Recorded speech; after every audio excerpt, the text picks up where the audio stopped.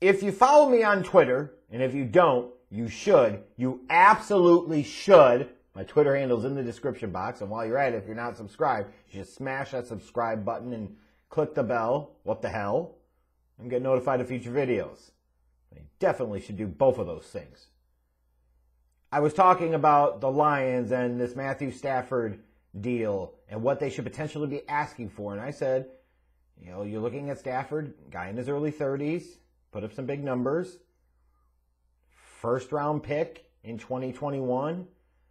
Third round pick either this year or next year. And second round pick this year or next year, like some type of balance or combination, should be the minimum starting point for the Detroit Lions. That should be the minimum asking point. A lot of people are talking about, hey, we'll get a first round pick for him. Hey, we won't get a first round pick for him.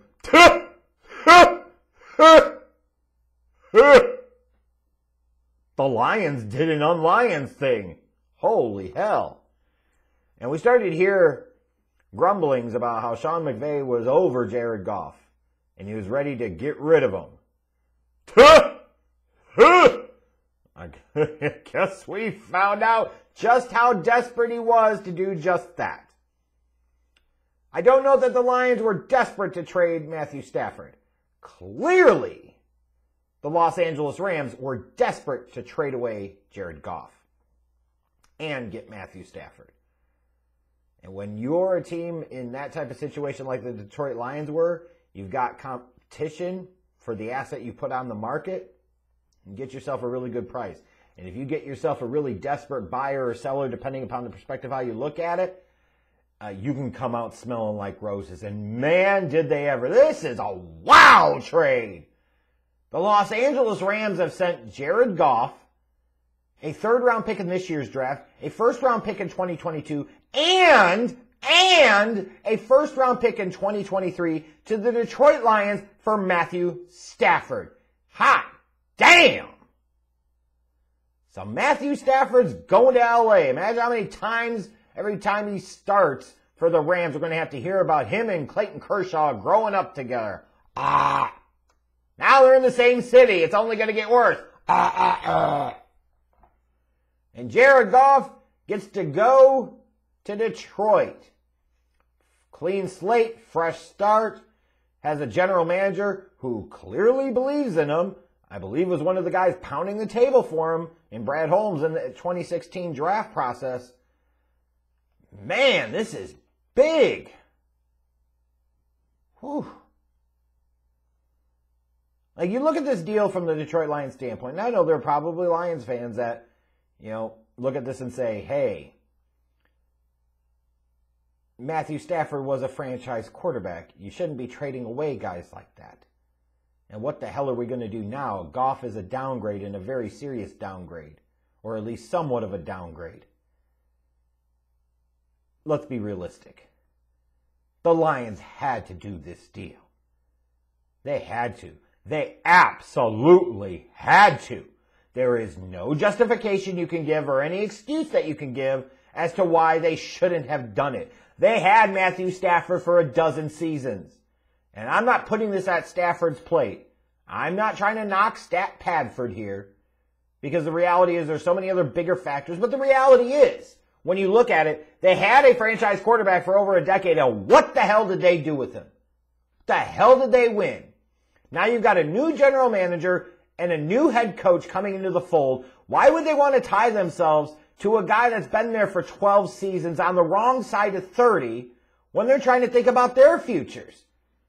And you look at what's been there with Matthew Stafford over the years, you've had some good and a lot of average, mediocre to bad with the team specifically. You're telling me that you would have passed up on 2 future first-round picks and a quarterback and a third-round pick just to deal your guy, who you aren't winning shit with anyways? You're insane! About as insane as the Rams giving all that money to Jared Goff after he face-planted in the Super Bowl and then, gee, wondering why the hell it didn't pan out. To the point where, in order to get rid of Jared Goff, they had to give up a third-round pick and 2 future first-round picks and take on a big, I think, like $20 million cap hit to trade Jared Goff this year. To bring in Matthew Stafford. A guy who hasn't won shit, but now you're going to bring him into L.A. so he can pal around with his old school buddy, Clayton Kershaw. God, I can't imagine how many times we're going to have to hear about that. Every game. Him and his buddy Kershaw. Him and his buddy Kershaw. Oh, shit. That's a lot to give up for a guy who hasn't won anything. And again, not laying that on Stafford's plate because he was the Lions quarterback for a dozen seasons. What the hell did you expect to happen? That said, it is part of the resume. It is a very glaring, gaping hole in his resume. It is what it is. Like, this is insane. It's insane that the Lions were able to pull this off. The Lions, the Detroit Lions got this done. It sets them up to be future power players.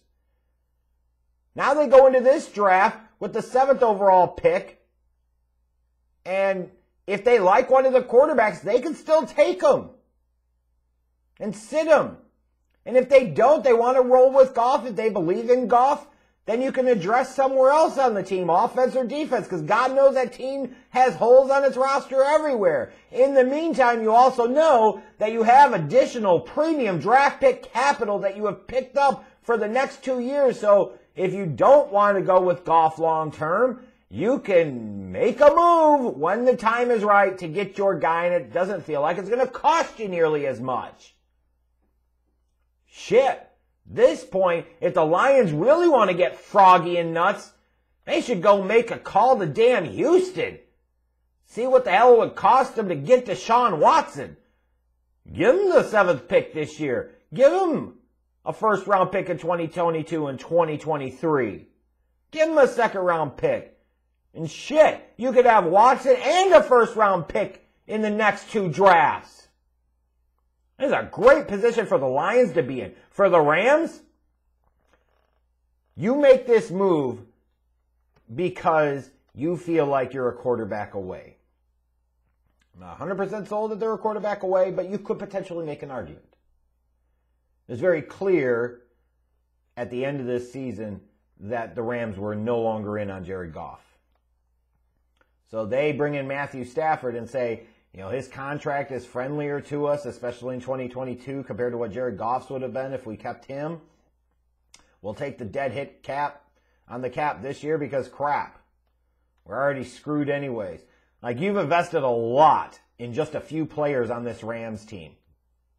They're going with this apparent philosophy of you have 5 to 6 superstar, level players or big star type of players, and you better hope to God, you hit on some low-level free agents, day 3 of the draft, the undrafted free agent circles, because you've invested so much money in Aaron Donald and Jalen Ramsey and Cooper Kupp and Robert Woods and Andrew Whitworth, and now you throw in Matthew Stafford plus the dead cap hit from Jared Goff. That sounds like about 2/3 of your damn salary cap is tied up in 6 players, including one that's in the 7th one that's not playing for you anymore. You better win a fucking Lombardi trophy in the next 2 years, because if you don't, this crap could get really, really ugly really, really quickly. I mean, the Rams clearly knew that they weren't going to win a Super Bowl with Jared Goff, so I applaud them if for nothing else, they made a move to go get a guy.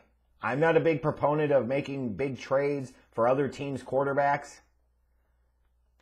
But the position they were in, the circumstance they were in, without a first-round pick this year, because of the Jalen Ramsey deal, what else could they do?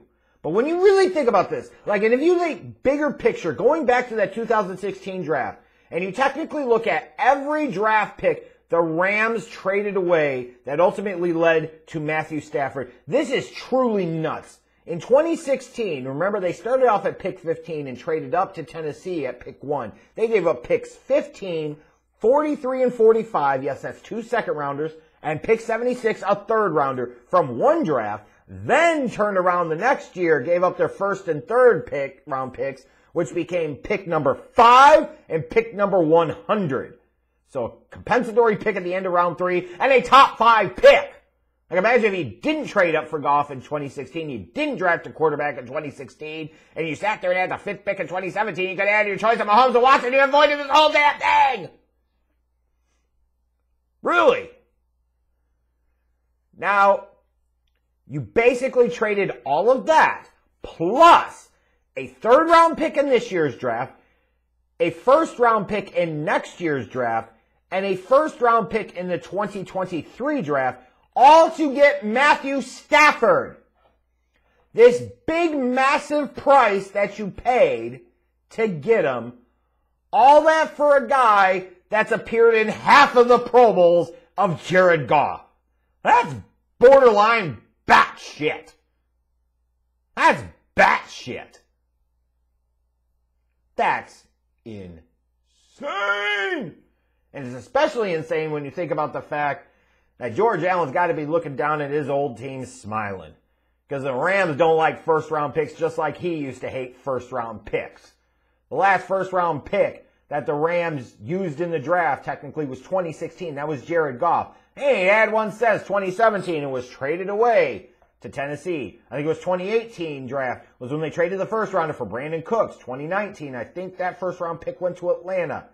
2020 and 2021 both went to the Jaguars in the Jalen Ramsey deal. And now 2 more consecutive first-round picks in 2022 and 2023 to go get Matthew Stafford. That's insane.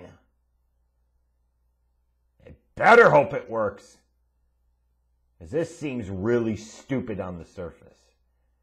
Matthew Stafford better be a Pro Bowl level player, at least for the price that you just gave up. And if you're saying for the Detroit Lions, well, they took on this horrendous Jared Goff contract. When you look at it from the Lions' perspective, like you go to SpotTrack.com and you look at Jared Goff's contract. Yeah, the next 2 years his cap hits $34 million and $32 million. But after that, the Lions could get out of his contract after the 2022 season, and it's only about $10 million in dead cap. That's not that bad. Yeah, Matthew Stafford's was a little bit gentler. You know, like this year's cap hit was 2021, his cap hit's going to be $20 million, and his cap hit next year is going to be $23 million. But basically, to tie up a little more money into the quarterback position the next couple of seasons, if you ever wondered what the cost of first-round picks was, apparently it's millions of dollars. This is millions of dollars a team was likely going to have to spend anyways at a position like quarterback. So you spend a little bit more at quarterback, and in the process, you get 2 future first-round picks and a third-round pick. Tell me how the hell you could possibly say no to this? And maybe a change of scenery and a change of philosophy and approach is just the fresh start that Jared Goff needs.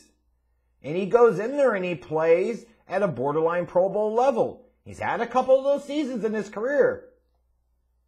He's had more of them than Matthew Stafford. Think about that.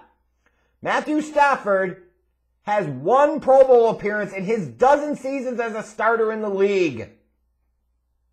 That's batshit. Which is why you might find it batshit that you would trade that much to go get him. Better win it all in the next 2 years. As if you don't, I don't know when you'll be close to sniffing the promised land again. Woo! Yikes. But a big day, a big move for the Detroit Lions. This is one of these moments in time that can be a real franchise changer. It can remold and reshape the trajectory of this organization for the next half decade to full decade. It legitimately really can. I think it still totally screw up the execution of the afterbirth of it, the after pieces of it. But they have a chance here to really do something big and really position themselves in the future as the top team in the NFC North. Because Aaron Rodgers ain't going to be in Green Bay forever. The Bears are a mediocre mess, and so are the Vikings. If the Lions play their cards right, they could be that team of the future in the NFC North, and this trade is a big, big, big step in the right direction. They had to do it, and frankly, you're insane if you think they shouldn't have.